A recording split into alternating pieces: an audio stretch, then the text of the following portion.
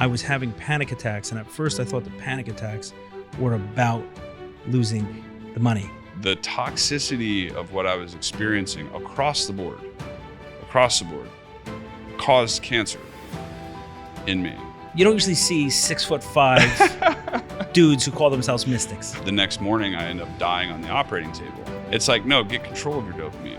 Like, figure out how to be happy regardless of what's happening outside of you. Welcome to the In Search of More podcast. I am your host, Eli Nash. Join me weekly on my quest for more from myself and more from this world. We'll see you on the other side.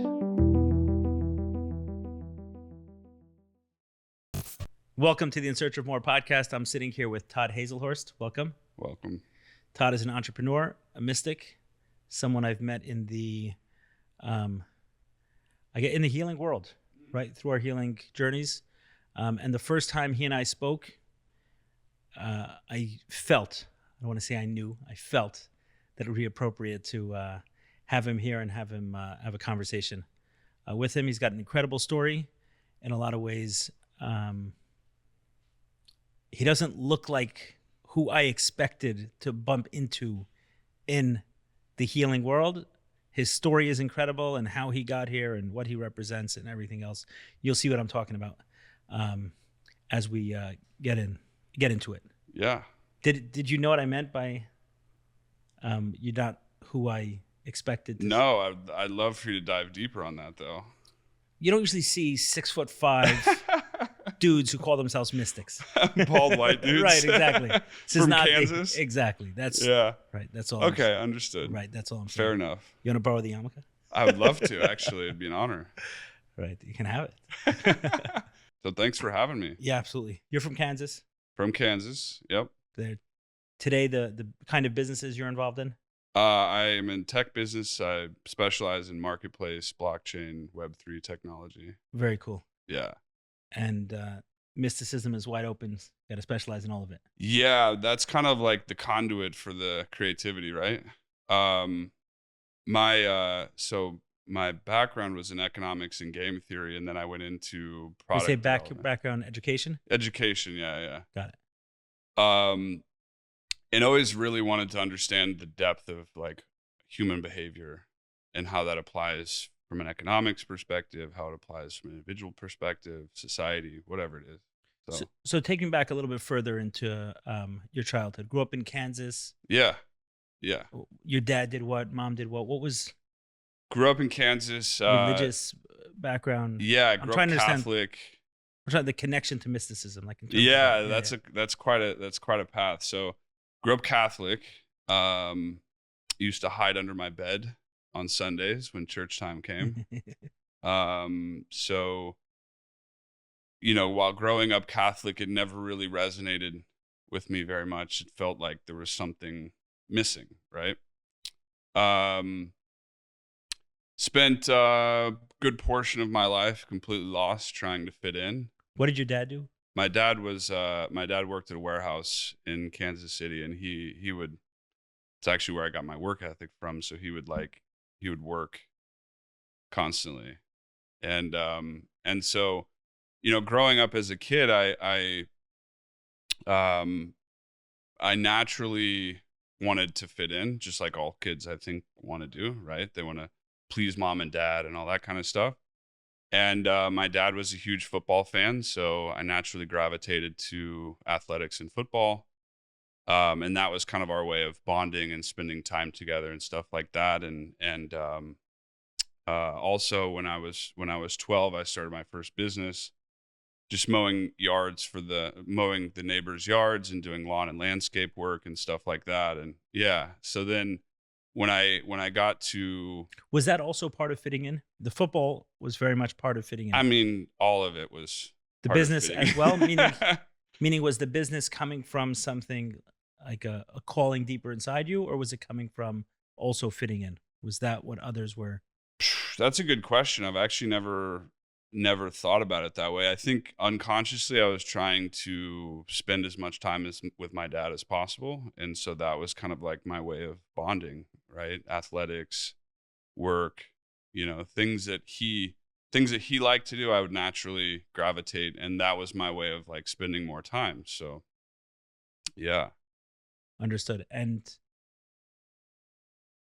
football you played till like through high school, or where did it take you? Yeah. So when I got to high school, in ninth grade, my coach told me that, actually he told my mom this. He said, he might as well quit because he doesn't have an athletic bone in his body, which was quite comical because the next year I had a scholarship as a sophomore to a D1 school. So my sophomore year I started, we were 5-7. And then by the time I graduated, we were 12-1. What position did you play? I was defensive line. So I was one of the big guys down low that, yeah. So. And that continued into when? College or? Yeah. So I got a bunch of scholarship opportunities. It was interesting because when I was in elementary school, I felt like I didn't fit in with any different group. And so I tried fitting in with all the different groups. I think I was goth for a while. I did punk. I did the whole skater thing. I was an athlete, all the different labels. I tried them all on, and none of them really fit. Right. And, but then when I got to high school, I started to be the cool kid because, I'm D1 athlete. I'm going to the NFL. Like, everybody was like, oh, I want to party with that guy. Right. But I still didn't feel like I fit in. Like deep down in my core, I was like, something's off. Right. They're accepting this part of me that's not me. Yeah. I'm like, I have this whole artificial reality that I've created, right? That is me getting attention, approval, and acceptance from other people. Like that was my way of like trying to get love from people. And it worked until it didn't. And that was in college when I got on my own, and then like all of a sudden, had a lot of adversity and struggle and things like that. So I ended up playing up until college, and in college, my body started falling apart. So my sophomore year, I tore both posterior labrums in my shoulders and had to get surgery. And it was the first time since I was 6 years old that I didn't play football. And at that point, I had all this emotional baggage that was just hanging out under the surface. And I found this wonderful thing called Oxycontin. And I'm kidding. It's not wonderful. It's terrible. Like absolutely horrible. But what it did was it numbed the pain of not being me. Right. It numbed the pain of the facade that I had created. So you had, what was it? The labrum, you said? Yeah. Posterior labrum. Posterior labrum. You had 2 tears. Yep. So I spent 3 months like this in surgery, 3 months like this recovering, and then another 3 months with this shoulder. So why do you say it was numbing the emotional pain? Wasn't there physical pain there as well? There was, but the physical pain, I mean, really the emotional pain was worse than the physical pain. And what I noticed with painkillers in general is they just kind of numb. They just take the edge off, as they say, and the edge is the emotional edge. It's not really necessarily the physical pain. Interesting. Yeah, because the pain itself is, a lot of it comes from your emotional state of being. So if you're numbing the emotional pain, then that has an impact on the physical pain. So at this stage, you're in your young 20s? Yeah. Mm-hmm. So what happened when you said, I didn't play from when I was 6 till, let's say 21. Right? Yeah. 21. So what did you, when you're in this state, right, yeah, you cannot play football, what happened to you emotionally? What was that? That was the first time that I had to question my identity and whether or not it was real. And my whole identity up to that point, because high school was like, oh, I'm building up this alter ego where I'm going to be this NFL player. I'm going to be, everybody thought I was cool and go to the NFL, and I had all these friends and all these, all this kind of stuff. Then my sophomore year, when I got injured, like people stopped calling. Everybody's like, oh, now all of a sudden,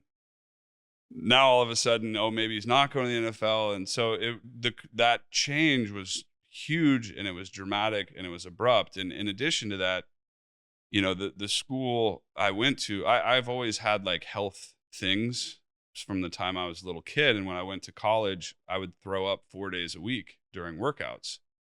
And then they would make the whole team run extra because I was throwing up. What were you throwing up from? anxiety, nerves, stomach issues. Even right now I'm allergic to 26 different foods. Didn't know that. So in college, I'm like eating all these foods like a normal kid would, and throwing up during workouts. And they always thought, oh, he's out of shape, he's weak, he's this, he's that. And so they would torture me, basically. Make you work harder. I was out of shape, and so they got to get me into shape. And the way they do that is to push me as far as I can possibly go. And to some extent, it broke me, because it was the first time in my life that I had experienced that level of adversity. In addition to that, Well, that level of adversity without the crutch of football, without the crutch of a false identity. yeah, well, that was the carrot, right? That was the thing I was chasing. And so when that thing I was chasing was not there, it was like, I'm having an identity crisis. I'm having anxiety. I'm having panic attacks. I can't sleep at night. I'm in intense pain. I'm now like, Oxycontin was the thing to like help me numb all of that pain. When you broke both, let's call it your arms, so we don't have to. That sounds so savage. When you broke both of your arms. Posterior labrum sounds savage too as well. When you went through that injury, was that the end of your football career? No. So I had the surgery, spent 6 months recovering. And at that point, when I was unable to play and on narcotics and stuff like that, I picked up my entrepreneur hat again and decided I was going to sell drugs. And so I needed something to support my habit and my addiction. So it was just naturally became a thing. And so I redshirted my sophomore year, and then my junior year. You what your sophomore year? Redshirt. I sat out. I sat out that whole season, and then ended up coming back my junior year and senior year, but never really hit that stride again. And there were some issues I had with my coaches, and I was a very difficult individual. Like, I didn't go to class, and they didn't like that, and they wanted to enroll me in like health and human services classes where I'd learn about the body and, how to, be a better meathead. But I was attracted to like very complex things like economics and game theory and business and, all these things. So, and I understand where they were coming from. They're like, hey, we want to make sure you can play on Saturdays. So we need to make sure you're eligible, and the classes that you're trying to take are really, really hard. And you don't go to class. So we're trying to protect you from you. Right. And I was a completely tangled up mess. Right. Because my whole identity was tied in athletics and football. But yet I've always been very inquisitive about life in general. I always asked a lot of questions. I always like dove really deep on different subject matters. Was that a part of you that was nurtured by your family and surroundings, or it was squashed more? I think it depends. It was somewhat of a annoyance for sometimes, right? Like, imagine you have a little kid, and that kid is asking why everything is the way that it is, and you don't have answers for those questions, right? It's going to be like, if obviously if you're not if you're not present with that, then it'll annoy you. Why does the grass green? Why does this? It's like, okay, kid, just chill. Right. There is an environment where that could be nurtured, but not where a family wants an aspiring football player. Yeah. I mean, but, and the thing is, like, my parents taught me a lot of very beautiful lessons in life, and they taught me everything that they knew. Right. And it's like, when you're born into this world, you know nothing. And then you're learning from 0 to 6 or 0 to 7. That's the imprint. That's when you get all of the information. That's when you start like receiving all your downloads about what you believe reality to be. And so that experience for me was perfect. It was design. It was like God couldn't have designed it better, because it gave me everything that I needed to experience in order to go around on the other side to overcome. And there was a time where you didn't see it this way, obviously. No, there was a time where I couldn't see it at all. And actually, when I was in college, I didn't play my last season. And I didn't play my last season because I was the starter going into my junior season. And I broke my left foot in the second to last day of summer conditioning. And the school and the trainers, they didn't believe me. They're like, "Oh, you didn't break your foot. You're just being a pussy." And I was like, "It's black and blue. It's, I'm dragging it into the trainer, right?" They didn't believe me. And that, whatever. Was that because you had had a number of injuries before and they're... Yeah. Yeah. I mean, I was very shifty. They always doubted like what was Understood. real and what was not real. Right. Like, but it was because I was so nervous and I was like throwing up and stuff. So, if you're having anxiety and panic attacks, then you're probably going to like try to avoid the things that are making you uncomfortable. Right.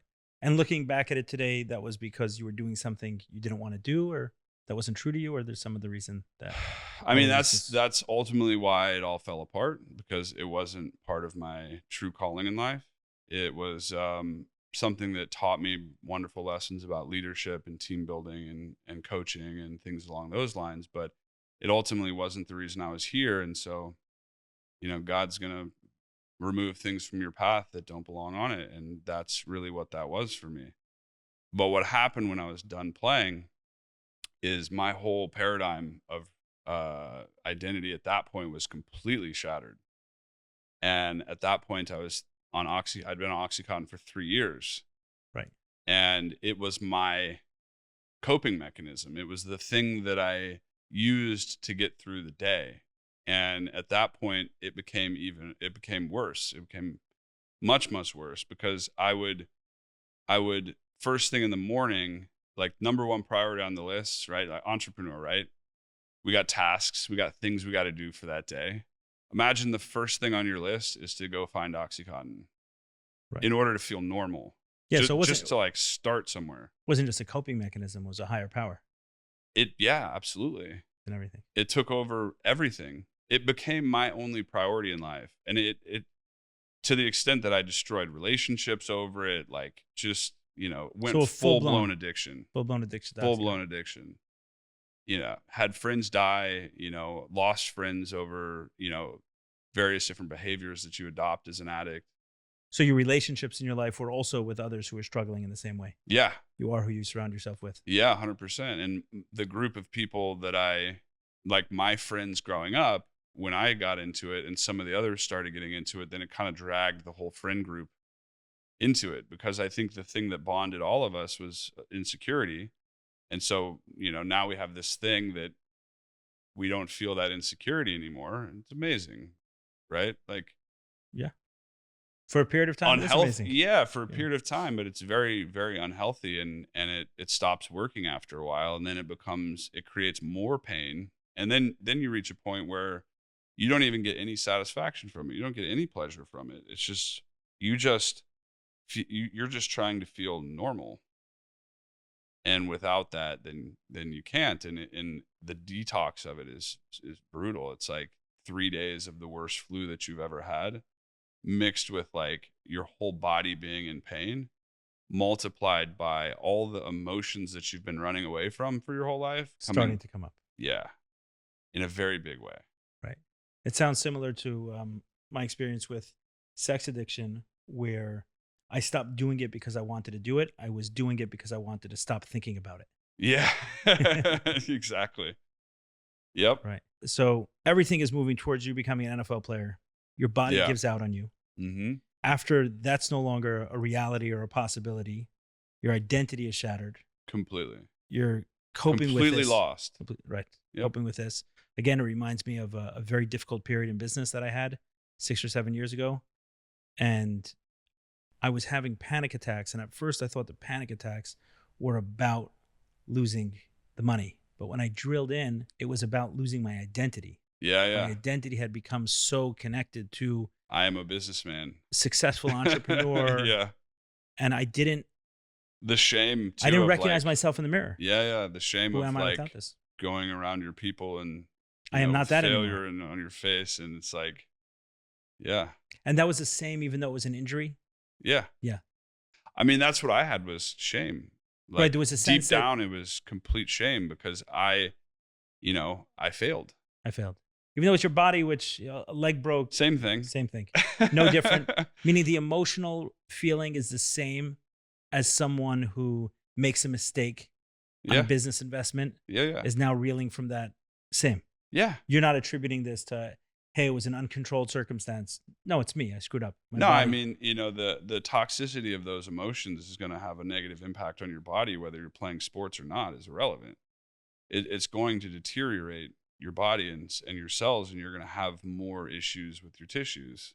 You're going to have knee pain. You're going to have all these different pains, and it's all in your body. So it's like, doesn't matter if you're an athlete or if you're a businessman.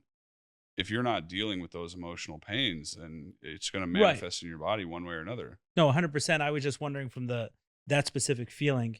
I remember when I was going through this, there was a hurricane that was slated to hit Miami, and I found myself wishing that it would wipe my business out, just so that I can have an excuse. kind of, yeah. So that's what I'm meaning.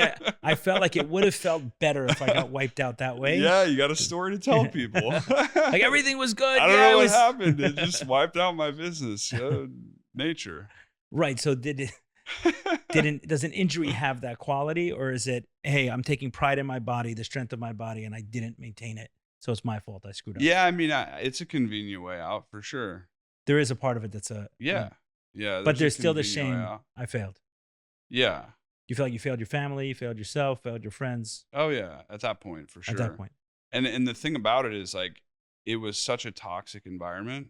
Not only like what was happening to me internally, but like externally. Like my team, and no shame to them. Everybody's on their own path, right? But my coaches didn't like to believe people were injured. Or at the very least, they wanted to push them to the point of like moving past the pain of injury, right? Which, regardless of how you look at it, they were injured. And I was one of the ones that, had those injuries, and it was always like push past it. And yeah, it's intense pain, but the toxicity of what I was experiencing across the board caused cancer in me. And so in 2010, I was diagnosed with testicular cancer. And there's other reasons for that too, right? Like, you talk about energy, right? My energy was all messed up. My sexual energy was messed up and distorted from sexual trauma that I had when I was a kid. My throat was messed up from feeling like I couldn't speak my truth, or I couldn't express myself, or I couldn't be my truth. Like all these things, all the trauma and things that I had when I was a kid growing up from various different sources caused me to close up. And in that closing up, that's where the toxicity was created in order to metastasize cancer. You're saying something that's, you're saying it as a matter of fact, but for a lot of people, they could take strong issue with that. Yeah. Where you're saying that your sexual energy was off, something that you're responsible for. Yeah. And as a result, your body manifested cancer. So what I'm saying, to clarify, is that I absorbed so much different energy from other people and thought that was my identity. And that experience, like absorbing people's dark energy, will create cancer or heart disease or whatever disease it is. That energy stuck and trapped in the body will cause illness. Right. It's one of the reasons that one of the many reasons that I want to speak to you is about the way you share your story. You're making a link between emotional stress, emotional distress, and physical illness. Yeah. The way many people would hear that or could hear that is someone has cancer and they're being blamed for creating that cancer. Yeah. How would you respond to? Well, I don't think that anybody should take blame or shame for being sick or ill, period. There is an element of responsibility that I had to take. I'll just speak for myself. in understanding the level of toxicity around me, from the people I was surrounding myself with, the food I was eating, the media I would consume. Like, there was an element of toxicity that I was submersed in, and I wasn't aware of that toxicity. And so it was actually, And the cancer made you aware. the cancer initially did not make me aware. What happened was I had the cancer. I had surgery. I called my OxyContin dealer the night before, and I said, "Hey, do you think it would be okay if I took OxyContin the night before my surgery?" And then obviously he's a drug dealer, so he's like, "Yeah, sure, go for it." Kind of a conflict of interest there, Right. but whatever. So he gives it to me, and the next morning I end up dying on the operating table. The anesthesiologist came in and gave me anesthesia, and I die on the operating table. And it just so happened that my dad went through my phone and saw that message between my drug dealer and I, and told them, "Hey, I think he has OxyContin in his system." And then that brought me back, and they used that, like, and then they finished the surgery. Meaning and they then, understood what to give you in order to yeah, revive you. and in the next When you say died, literally died? yeah, like I fell asleep and kind of fell through my body and then became the whole room. Like I was observing the whole room as if I was like this conscious observer, but not inside of a singular body. And I didn't realize what that was until Did your heart later stop? on. I don't recall all the details. Right. Yeah. Okay, so you're not saying necessarily actual death, but for you it was like, I'm no longer my body. Yeah. Understood. I went from a singular point of awareness of like, I am Todd, to like a non-singular point of awareness, which is like, I am everything. So what some people call a near-death experience. Yeah. Right. Okay. Yep. Understood. So they revive you. Yep. Was there, and there's this YouTube channel that I think it's called like Near-Death Experiences or something, and it's people sharing these amazing experiences that they had in that state of observer. Did you have such an experience? Yeah. I had a state where I observed, like I was outside of my body as consciousness, observing what was happening, and it was for a brief moment, and then like snap, like just real fast, and then I woke up from my surgery, and I was like, "What was that?" That was really weird. What words did you have for it then, if any? I didn't have any. If any words? No, I didn't have so any. The words you're ascribing to that situation today, consciousness, awareness, there was no awareness of that. Not at all. Not at all. Now I know what it is. Right. This is like, today's vocabulary. Yeah, it's like an everyday occurrence at this point, but what happened is this experience, and then that was the first time my parents ever knew that I was using OxyContin or any drugs. They thought something was wrong because they're like, we don't know what happened. But that was the first time they even knew that I was doing opiates and painkillers. Yeah, and so the next month I got caught.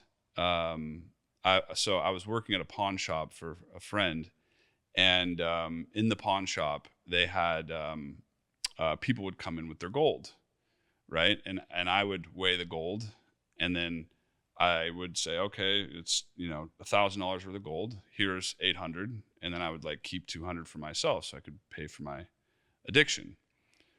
And got caught, and this was a friend's, friend and family, like my friend from second grade at that point, like college roommates, like best friends in life. And so they told me, you have a choice. You can either go to rehab, or we're going to call the police and we're going to file charges on you. Oh, wow. That's not a choice. But I was like, there's a third option, which is I'm just going to kill myself, because, at that point I had so much pain, so much trauma, so much suffering that it was like, what's the point, right? So I'm driving around, and I go pick up some Oxycontin and some weed and stuff like that, just trying to numb Right the after you're pain. just caught. Right after all this happened. Right. The irony of it. This is why we say addicts don't fear consequences. Yeah. And I'm sitting there and I'm like, look, I'm trying to plan my way out. Like, Understood. how am I going to kill myself, basically? Understood. And I have this moment of like, what am I doing? And I decided to go home, and I decided to go own up to it with my parents and be like, look, I have a really big problem, and tell them everything that had happened up to that point. Because even after the whole experience with the surgery and dying and stuff like that, they were still kind of like, that's a lot of information. You don't really know what to do with it, right? And obviously I'm downplaying it. I'm like, oh no, it just, happened to be a thing and da da da da. And parents will have some motivation to. Yeah, of course. It brings up all sorts It's of not really an emotions addiction. It's just something he did. Right. Right. It's not a problem. It's fine. It's fine. He's doing better now. I saw him smiling yesterday. Exactly. Yeah. High as a kite, but yeah, smiling. No, and so I owned up to it. And so you told them that you were caught stealing. You told them about the Oxycontin addiction. Yeah. Addiction. I told them the extent of how the bad severity it was. Yeah. And so we find a rehab to go to locally in Kansas City, in Atchison, Kansas. And I remember this was my first like God moment. The near-death experience was a God moment, don't get me wrong. But you didn't know it. It wasn't. It was a God moment in the fact that like it was an ethereal experience, right? This was like one that happened in reality, which is I'm on the way to rehab, and my aunt is, and I'm on the phone with my Aunt Julie. She's my godmother. And she's telling me this story about this time where she's driving and she's like being really hard on herself. And then this presence washes over her and says, Julie, I don't make junk. Wow. And she's like, I knew that was the presence of God washing over me. And I was like, at the time I'm still like agnostic / atheist, like, okay, whatever, And this is on the way to rehab. And then when I get to rehab, I walk in, and the first thing I see is a sign, a little like sign that says, I don't make junk. And then in quotes, God. Wow. And I was like, oh, wow. Oh, wow. I got that message. That was a message that I received. So on the way to rehab, your Aunt Julie tells you this. Yep. Come into rehab. Same words. Same exact words. And it was like one of those things that was so beyond coincidence that it was like, okay, maybe there's something else. Maybe there's something else. And then what? So then I went to rehab. So, but if there's something else, even though I know what you and I would answer today, but I'm thinking that I'm thinking that person, that addict who's been contemplating suicide days before, and has this God moment. So what? I mean, what's the feeling? You can feel that connection to God, or you can see the coincidence, or you could see it as coincidence, and you could draw the parallels of like, okay, maybe there is God, but so what? I'm still suffering, right? So in that moment, you can see it, you can have that affirmation, but without the connection to God, you're still lost. Right. And that's where I found myself. But there's a question mark now over your experience.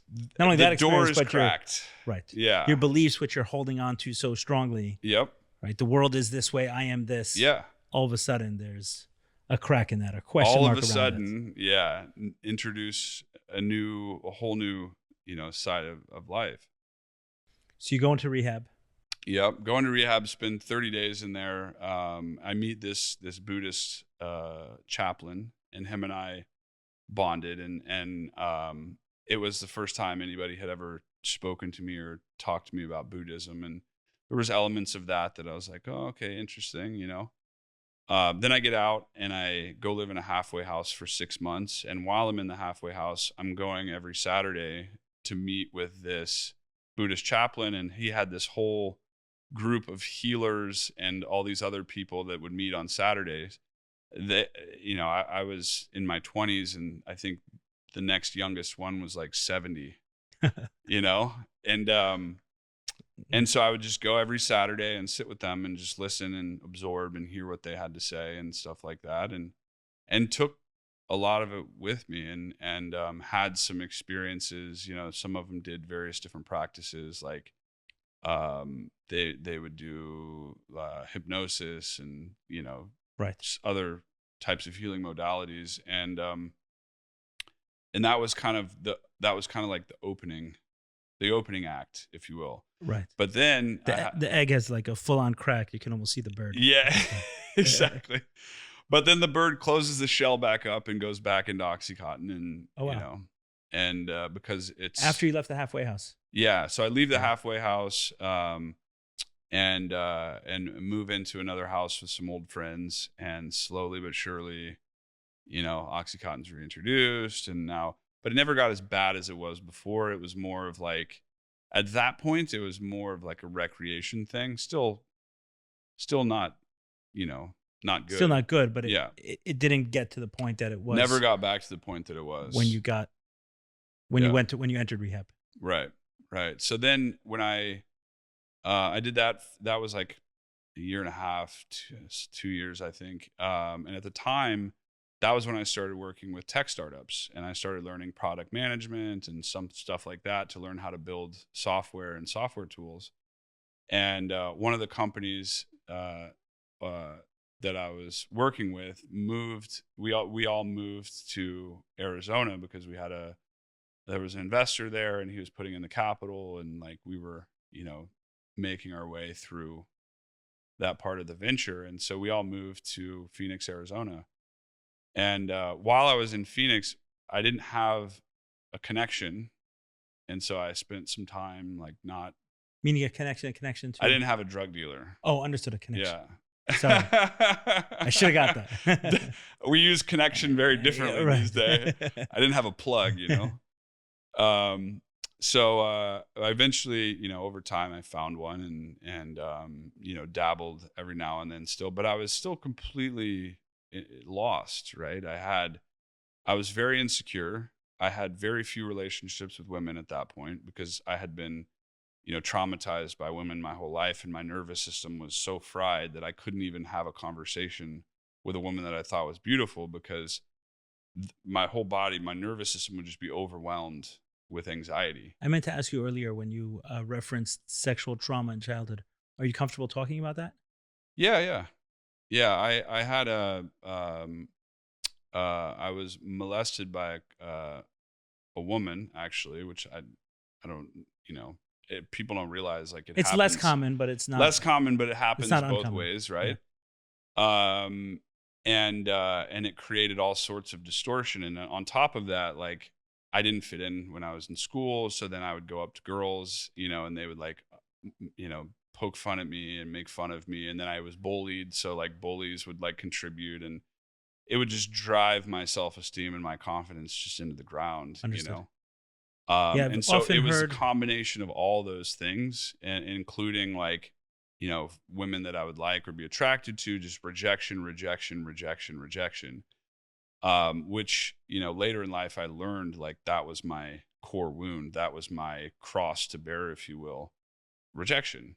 Right. And it was just, the rejection was it came to me in many forms, but that was the reason I didn't feel like I fit in. But I was rejecting myself at the end of the day because I was disconnected from myself and disconnected from my soul. That was the rejection. And it was just externally being projected back to me as a reminder that that I'm rejecting myself. And I couldn't see it at the time. I was just so shrouded in my own darkness. The veil, my own internal illusion was so thick that I couldn't even recognize the depth of what was happening to me. There are a few examples that come to mind of people I know who were sexually abused by women, and it resulted in more of a sexual anorexia than a sexual obsessiveness. Yeah. It seems like with trauma, you go one or the other. Yeah. Too much or too little. You kind of go to an extreme on either side. Yeah. Too skinny or too fat. Exactly. Yeah. So, but is that, I don't know if that's. I went the anorexic route.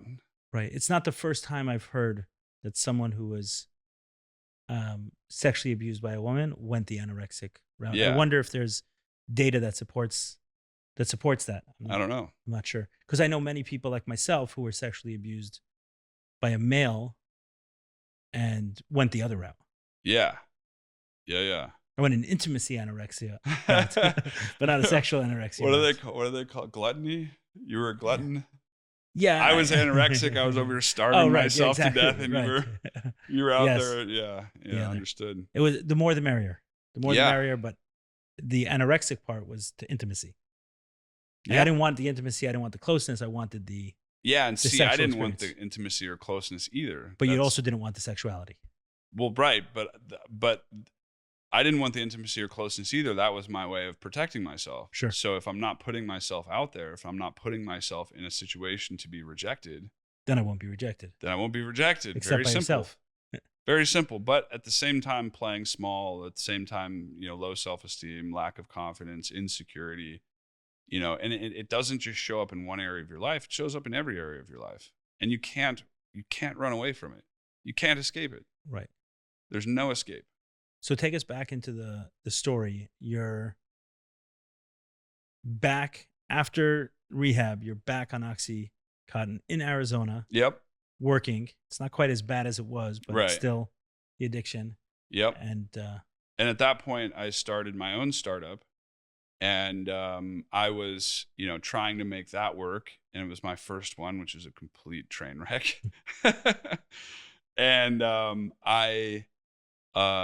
the stress of it all, and me not speaking my truth, and me holding everything in and bottling up all this energy and all these emotions and things like that, caused another tumor to form, and where I had a tumor in my throat this time.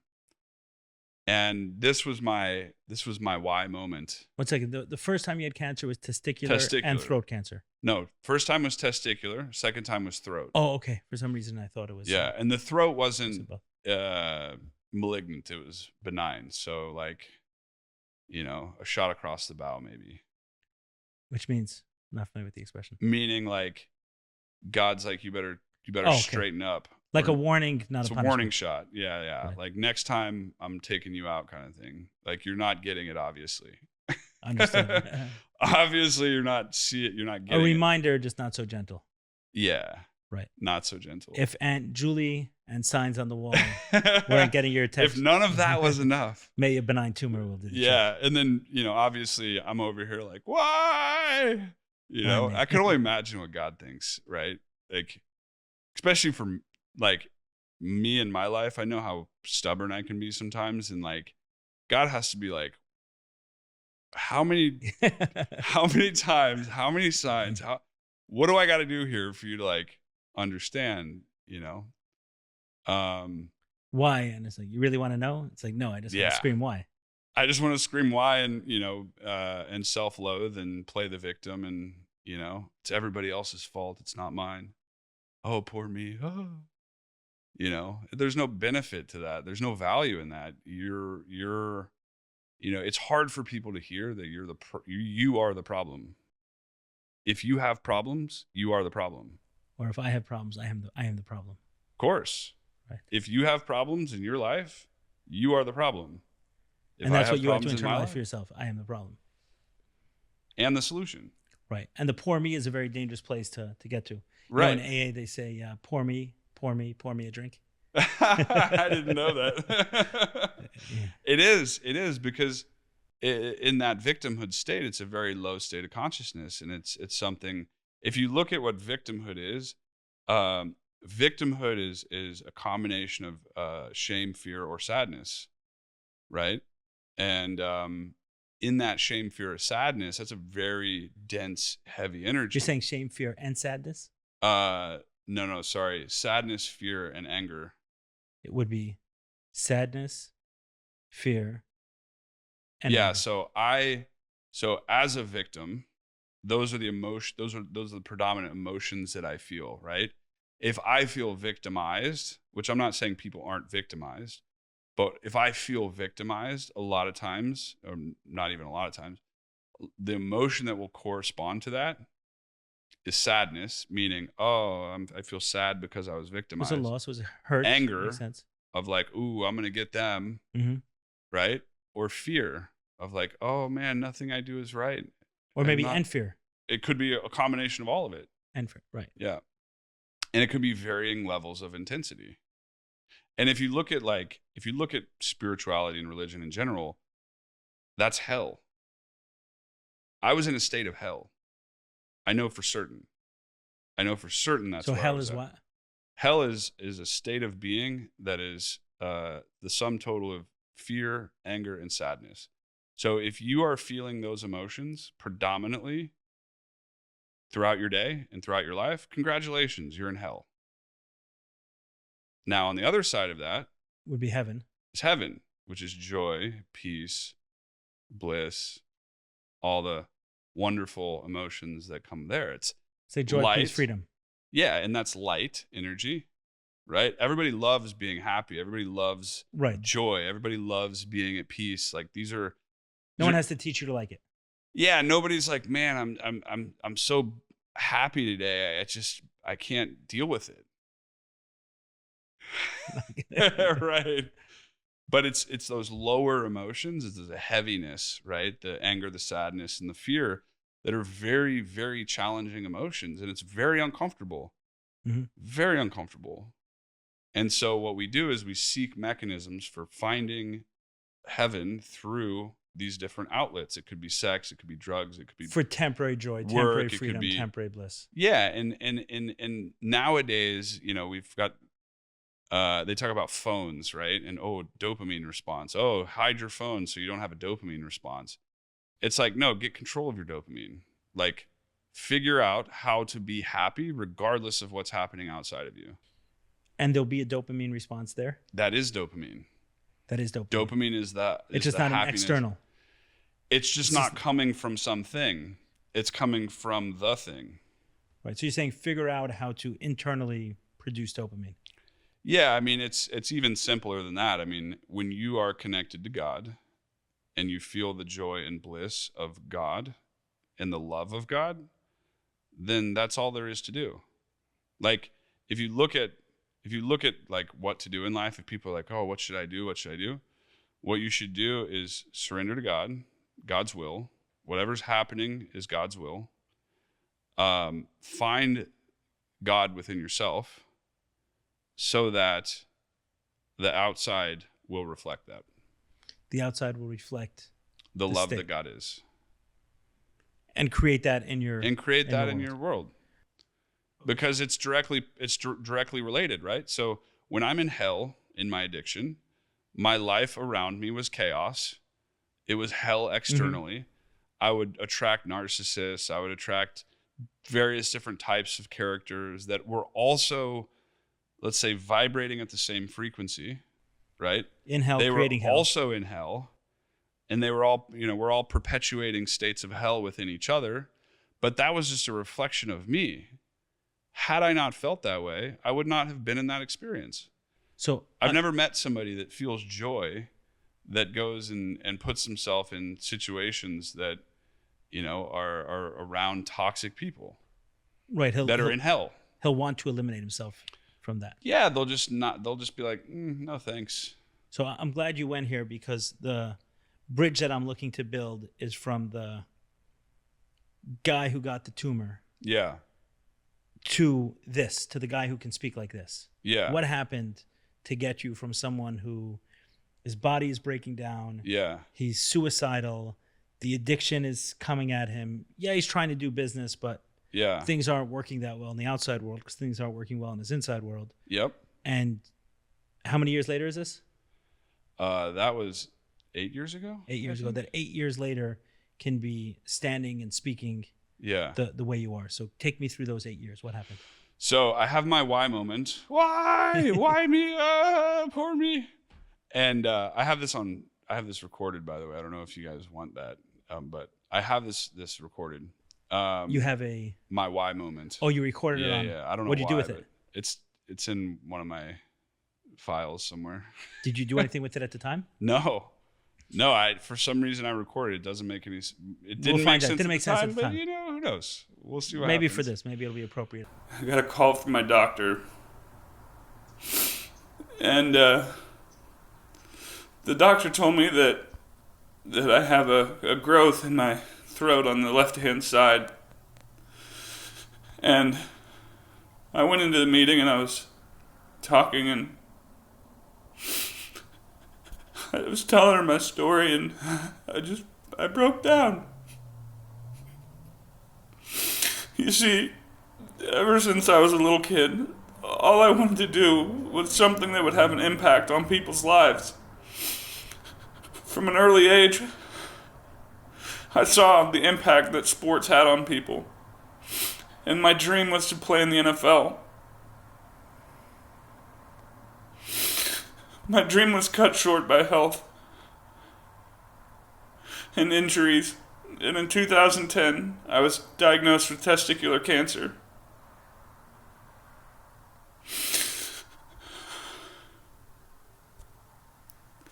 And the last time I received a call like this was the doctor telling me that I had cancer.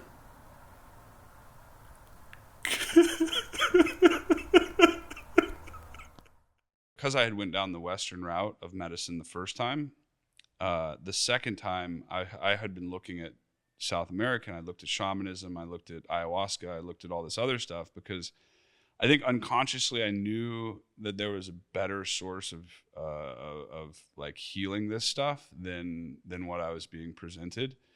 And so I reached out to a bunch of different shamans, and Shaman Omar was the only one to reach back out to me. Literally a week later, after my why moment, I'm preparing for an ayahuasca ceremony, and I drink ayahuasca the first time, and it shows me why everything had ever happened to me in my life. Before we go there, Yeah. I want to go into what you knew then before the ceremony. Like, what research did you do?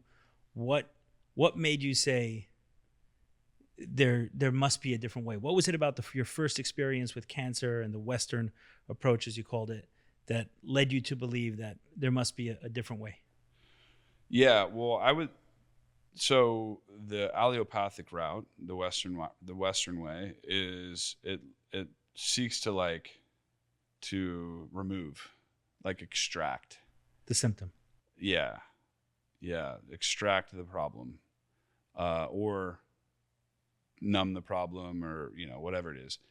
And what attracted me to The shamanic approach. yeah, the indigenous approach, was that they looked at the problem as being within, and that it was just a matter of, you are the problem, you are the reason the cancer exists, so why don't we just purge that out of your experience. Did some of these other experiences you had, such as the God moment with Aunt Julie, or the Buddhist individual you met at the rehab center and you connect with 6 months later, did some of that influence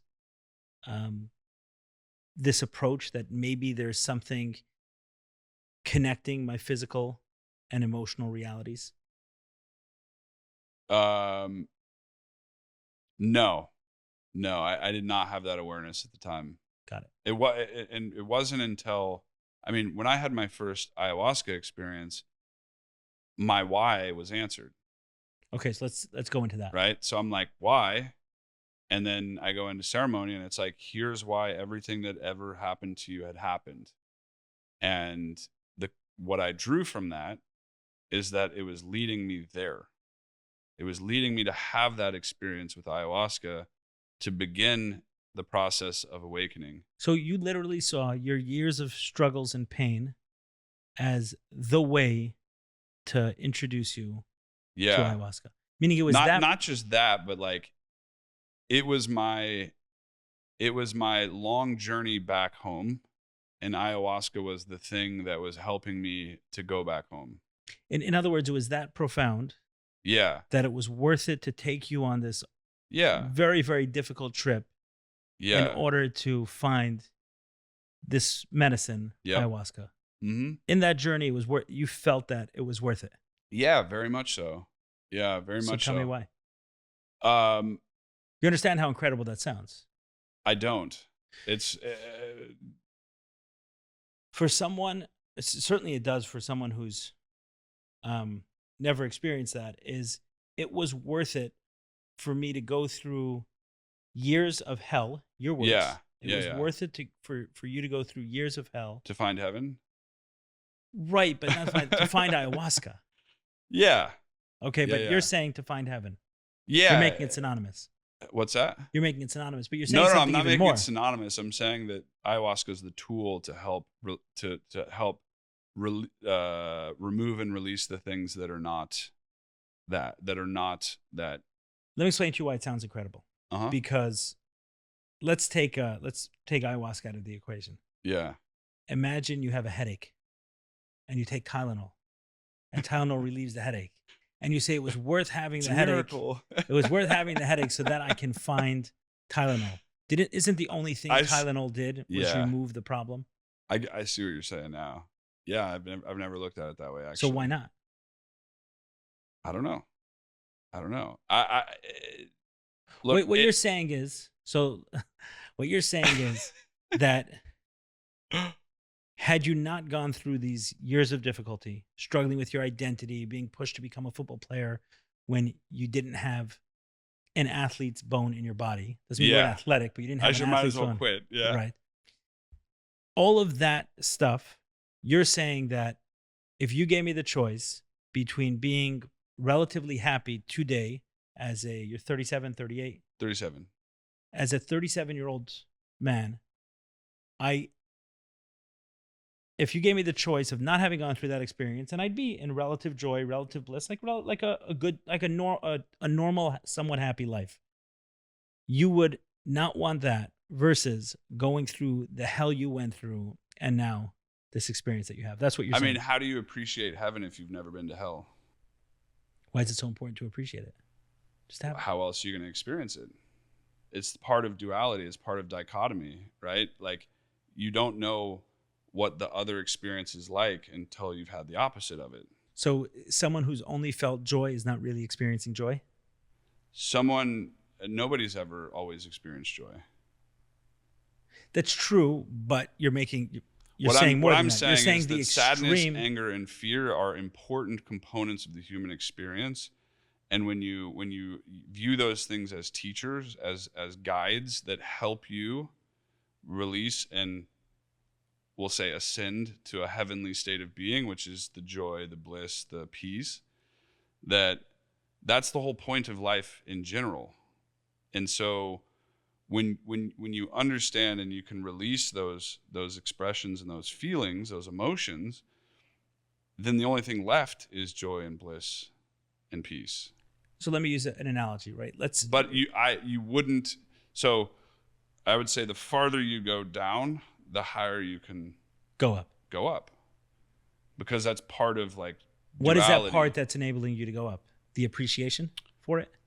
The depth of pain. Right. Okay. So you're saying the depth of pain that you go into, that's the depth of joy that you can go into. Yeah. Experience. Okay, that makes sense. Fine, I got it. I mean, if you look at people who have become enlightened, not a single one has been like, yeah, life was just joy the whole time. It's like, no, I suffered,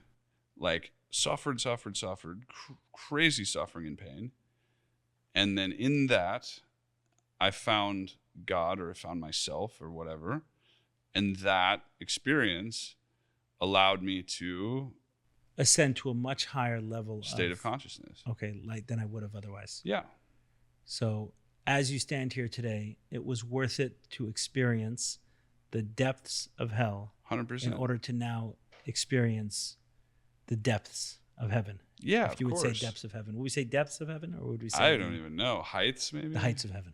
I don't know how you quantify it, to be honest. Okay, so let's say it that way. So as you stand here today. It's like quantify infinity for me.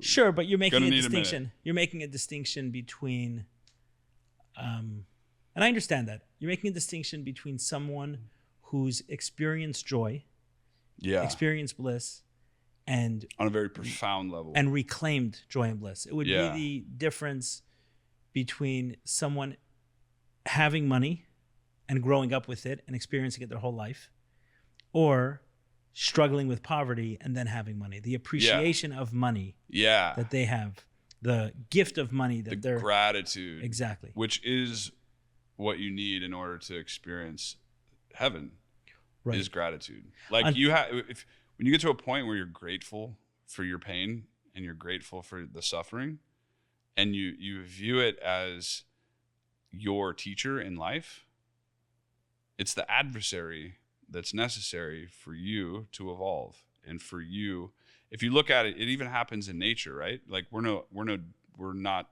devoid of nature. We're all in the same system. It's all part of the same system. If you want to have a great crop, you go burn the field.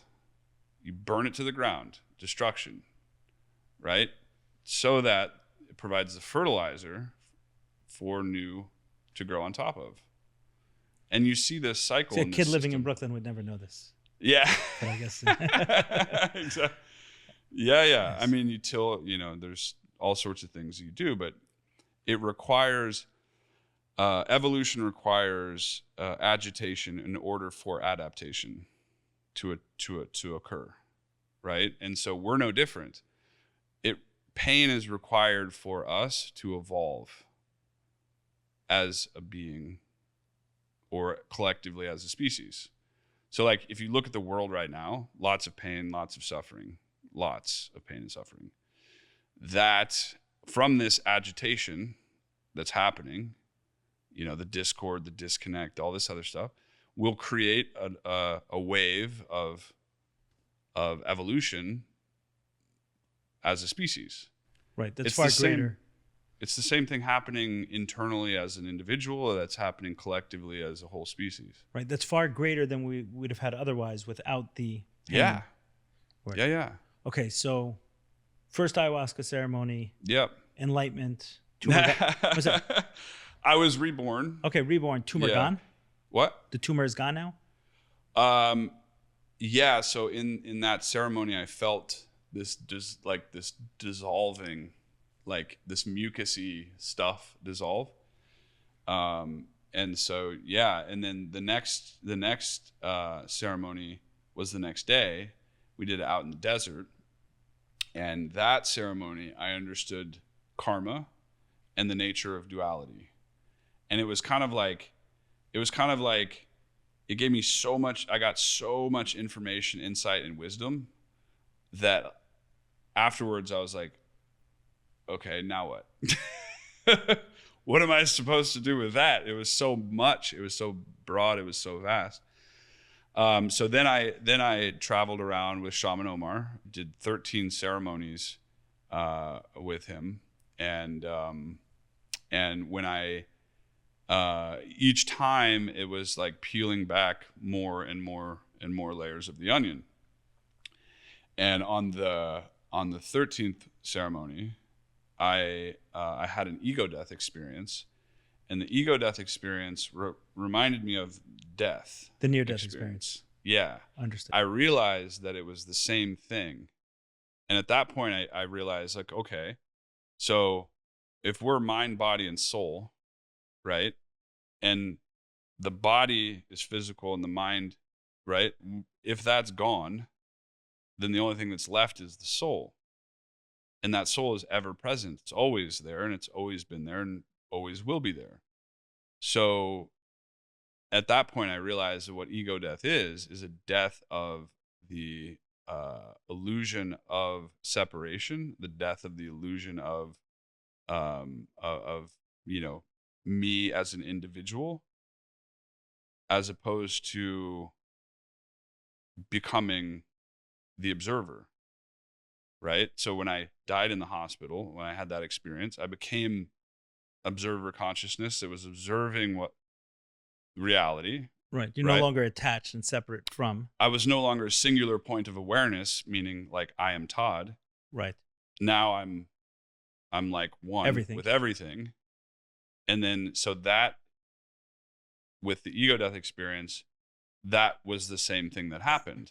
It was a complete dissolution of self, which is like the identity of me in a physical body. And that's when I learned how to meditate, because it was so intense that I went up to Shaman Omar a couple of times and I was like, I think I need to go to the hospital. I think I'm dying. And he's like, no, lay down and just breathe. And when you learn what you need to learn, she'll let go of you. Talking about Mother Ayahuasca, right? And so first time I go lay down, I'm sitting there, I'm trying to like breathe, I'm trying to relax. I'm like trying to take a nice deep breath. Can't. Mind is like, blah, blah, blah, blah. This is it. You're dying. Da, da, da. The mind was just going crazy with all the noise. And so I went back up to him and I'm like, seriously, I need to go to the hospital. And he's like, seriously, go lay down. And when you learn what you need to learn, she'll let go of you and just breathe. And I was like, okay. And so at that point I go lay down and I take a nice, and in that, I catch this wave of like, everything is okay. And that was how I learned how to meditate. But that experience was so profound and so jarring, because you go from like this infinite state of consciousness back to this finite state of consciousness. And then you're like, walking around the grocery store on a Tuesday and like trying to act like you have never. Right. Acclimating back to. Reintegrating back into this realm. Right. And before we go in there, because it's something I do want to talk about, is integration of the two realms. Yeah. And how you experience that physically. When you said that the mucus, there was a mucusy thing disintegrating. Yeah. Did you do an x-ray and the tumor was gone? No, I never went back to the doctor. You never went back? No. But you feel good? I feel amazing. Were there other symptoms that were present then before the ayahuasca ceremonies that you don't need to go to a doctor to verify? Yeah, tons of anxiety, like stress. How about physical symptoms? Illness? No, I mean that was the most pronounced for sure. And you've never had a repeat of any of the symptoms, either testicular or no. Right. So when you're saying the claim that you made at the beginning of this conversation that your testicular cancer was connected to the toxic energy in your environment, the toxic energy that I absorbed, right? Yeah. And you connected it, the sexual trauma to, and to say it differently, the dark energy that I absorbed, the negative energy that Sure. I absorbed.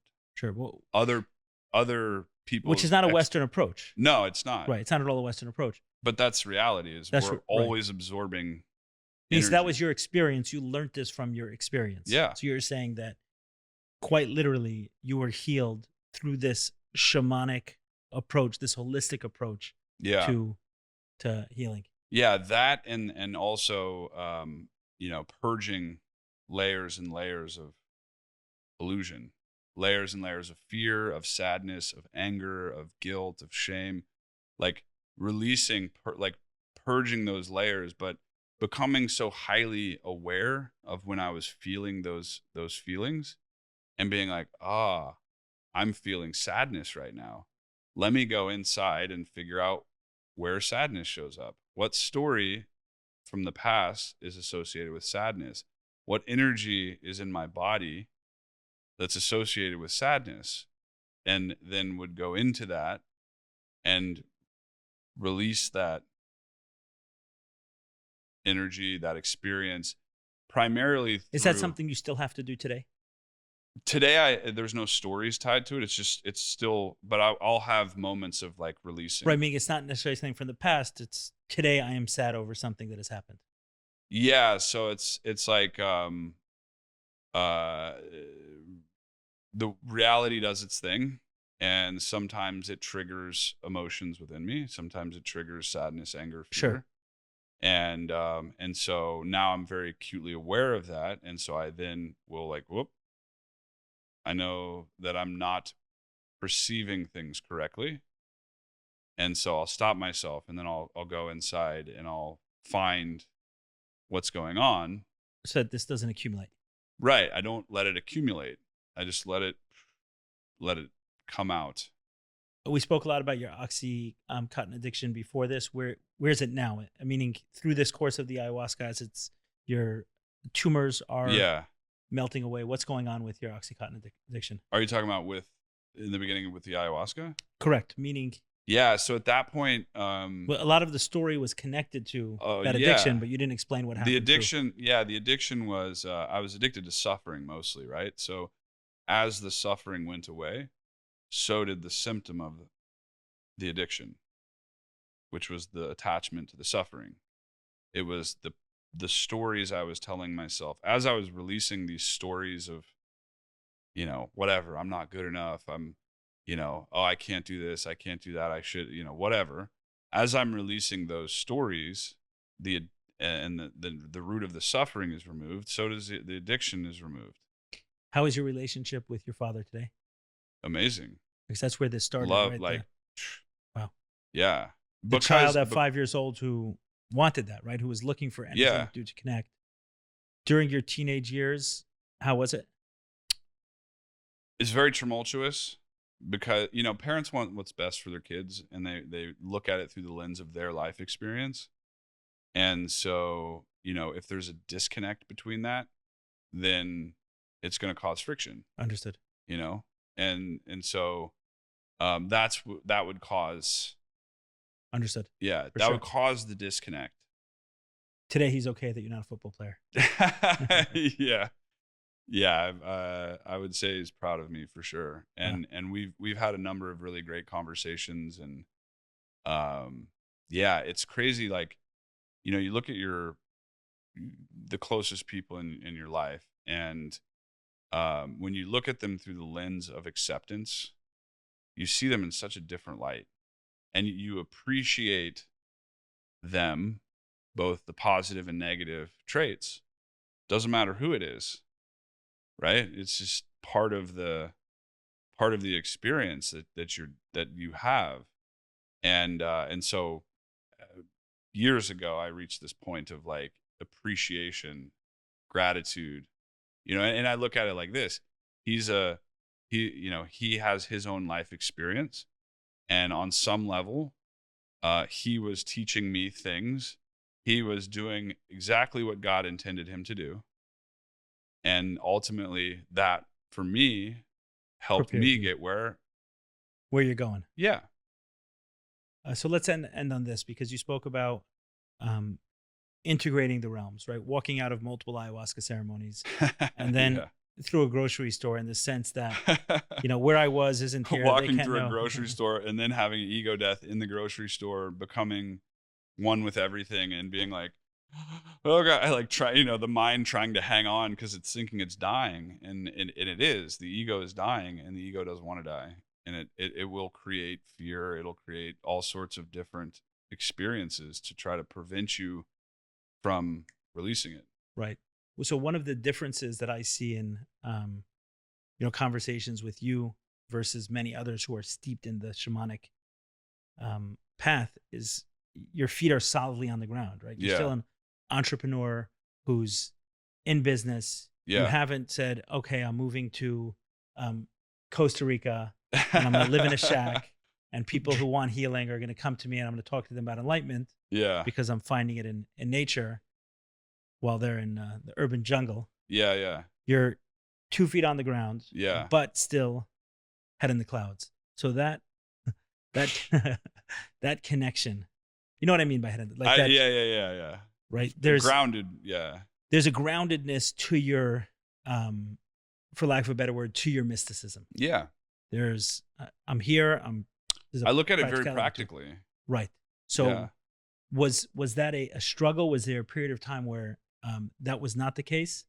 Or either way, to me, my real question is that merging of those worlds. That ethereal, esoteric, spiritual realm that you got invited to through near-death experiences, through ayahuasca experiences, now through meditation, and combining that with this very physical world. How has that process been? Well, I would say that there's no difference, right? You use the world around you as the tool to understand yourself, and so business is no different, right? So when you're in a business meeting and you're experiencing, let's say somebody's rejecting your proposal, or let's say whatever it is, it could be good, bad, otherwise, right? Those are all just lessons. Those are all just experiences. And at the end of the day, if you feel sadness, anger, or fear, the most important part of that is you feel, meaning I feel. So it's about taking responsibilities, no matter whether you're living in a hut in Costa Rica or you're, in the dense urban jungle of New York City and with some of the, So you're saying biggest sharks on the planet. You're saying if someone's in the belief of I feel anger at John for rejecting my proposal, the most important part of that is the I feel. Yeah. It's back to me. There's some sort of lesson. In other words, because you said there's no the way difference. And it's all a ceremony right now. 100%. You're in ceremony. Life is ceremony. Life is ceremony. Yeah. Okay, what happened with ayahuasca is it actually, at a certain point, I could not differentiate between the two states. I mean, obviously there's levels to this, but meaning the purging that you're talking about, or that people talk about with ayahuasca, it happens, for me, it was happening outside of ceremony. Like I would be in a grocery store, have this experience, and then all of a sudden like fear, and then all of a sudden I'm like purging out trauma. Purging doesn't necessarily mean vomiting. It could be sweating. It could be sweating. It could be like shaking. It could be, yawning. It could be crying. But there's something being released. There's some emotion that's came to the surface and it's being released. So the sense. And I think ultimately, if you look at what a mystic is, they're essentially surrendering to the unknown, i.e. surrendering to God, meaning that no matter the state of existence that they're having in that moment, they're in a state of acceptance. And if something comes up that's uncomfortable, then they're still in a state of acceptance, and there's an element of release and surrender that allows them to ascend higher and higher, or to become more and more and more enlightened. Because if you think of it's not like, oh, one day you're enlightened. It's a process of releasing and letting go of the dark in order to embody the light. And so in that is the journey of life. Right. I would say, so you have this awareness / let's call it release, right? Yeah. In ceremony, in a ayahuasca ceremony, the awareness is easy. The surrender is difficult. Yeah. And in life, the awareness is difficult, but the surrender is easier. You wouldn't say that. I would not. I would say they're equally challenging. The surrender is equally challenging. Yeah.